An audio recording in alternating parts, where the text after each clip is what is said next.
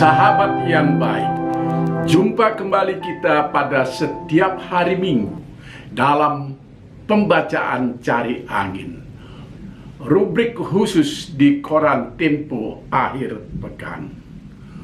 Untuk hari Minggu ini di akhir bulan 31 Oktober 2021, saya akan mengangkat kembali masalah pandemi COVID-19, yakni tentang kekhawatiran atau tepatnya antisipasi terhadap datangnya gelombang ketiga yang diprediksi setelah liburan Natal dan Tahun Baru nanti.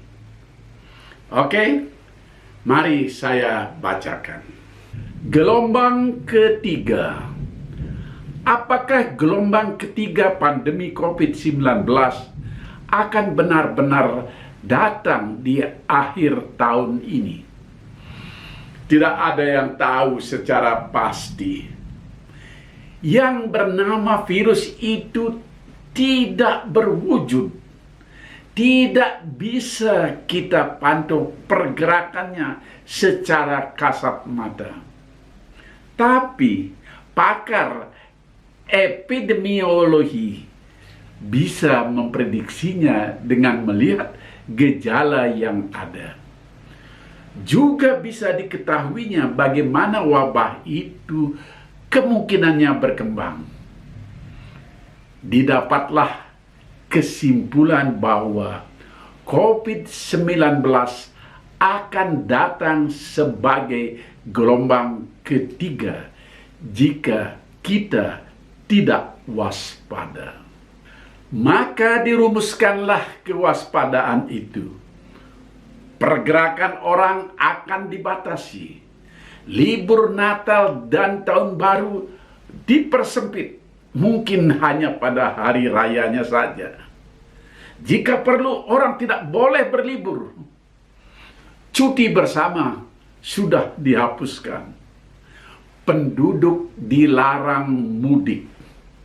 Yang mau pergi dengan pesawat udara diharuskan tes PCR. Aturan dibuat semakin ketat agar gelombang ketiga tidak terjadi. Intinya adalah tidak boleh ada kerumunan. Ini berkali-kali disampaikan Presiden Joko Widodo dalam berbagai kesempatan.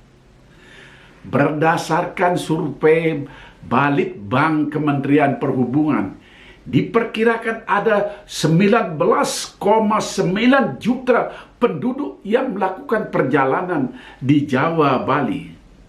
Dan di Jabodetabek saja ada 4,45 juta penduduk yang mondar-mandir pada liburan akhir tahun ini.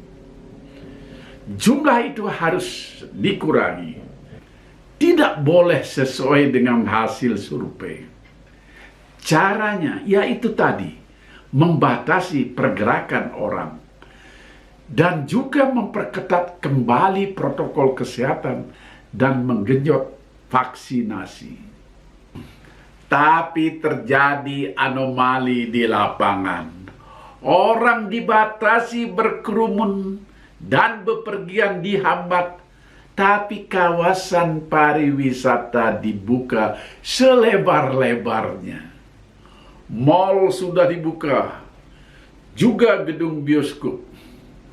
Awalnya memang sepi karena anak usia di bawah 12 tahun tidak boleh hadir di mal dan di gedung bioskop. Tapi belakangan dibebaskan karena anak-anak itulah yang mendorong orang tuanya untuk datang ke mal, datang ke bioskop. Pesawat terbang boleh berisi penuh. Tidak ada lagi aturan 50% kapasitas kursi. Anak-anak di sekolah pun sudah belajar tatap muka. Makanya muncul pertanyaan, kalau memang kerumunan dibatasi, kenapa sarana tempat berkerumun itu tidak dibatasi? Ekonomi harus bergerak. itu alasan pelonggaran kegiatan masyarakat. Alasan utamanya memang penurunan kasus COVID-19. Tapi yang penting dan harus kita waspadai, begitu permintaan para pejabat di berbagai kesempatan, pelonggaran kegiatan masyarakat tidak disertai euforia sehingga lalai dengan protokol kesehatan seperti menggunakan masker, sering-sering cuci tangan, dan jaga jarak. Nah, persoalannya adalah kenapa bukan protokol kesehatan itu saja yang ditekankan? Tentu aneh. Kawasan pariwisata dibuka, mal dibuka, gedung bioskop dibuka, semuanya demi bergeraknya ekonomi. Tapi penduduk dilarang bepergian. Informasi yang membingungkan juga terjadi di dalam cara pemerintah menerapkan pembatasan ini. Bahkan menjadi kecurigaan. Misalnya tentang persyaratan tes PCR untuk penerbangan Jawa dan Bali. Kenapa untuk perjalanan dengan transportasi darat dan laut tidak ada tes ini? Dan cukup dengan tes antigen saja yang lebih murah. Bukankah penumpang yang berkerumun di dalam pesawat waktunya lebih singkat dibanding naik bus atau kereta api?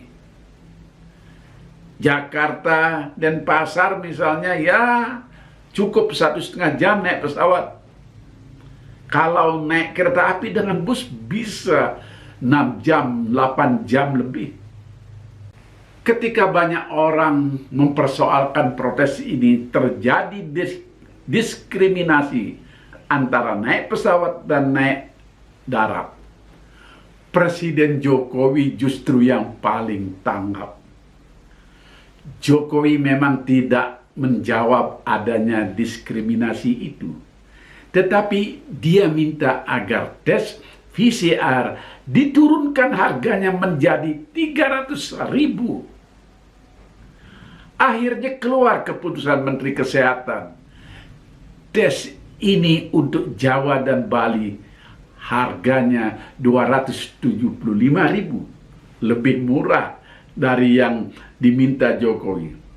Tetapi di luar Jawa Bali tetap 300.000 sesuai perintah Presiden.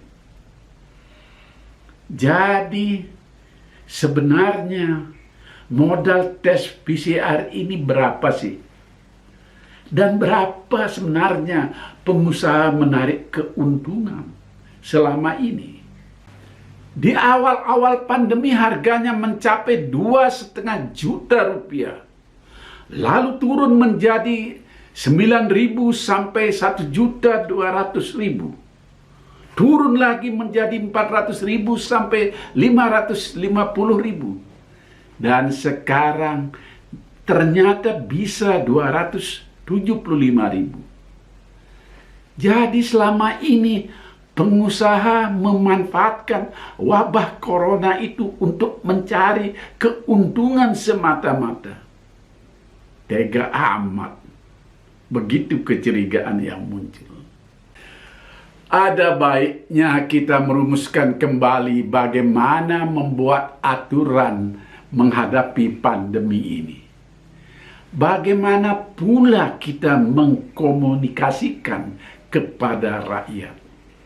Salah langkah, bisa jadi gelombang ketiga benar-benar datang karena masyarakat kurang begitu percaya pada kemauan baik pemerintah. Pandemi ini membuat masyarakat mengalami berbagai krisis. Semua orang tahu itu. Dan perlu pendekatan dari hati. Bukan melarang ini, melarang itu tanpa ada penjelasan. Demikian sahabat yang baik, Sudah saya bacakan Cari Angin apa adanya. Tumben saya membacanya tanpa banyak komentar tambahan dari teks aslinya. Soalnya saya pun sudah bosan. Saya justru ingin kita lebih bebas dan jangan takut berlebihan dengan pandemi ini. Waspada tentu saja. Jaga protokol kesehatan juga hal yang pasti. Yuk, kita tetap memakai masker meskipun kita sudah divaksin. Salam sehat. Sampai jumpa.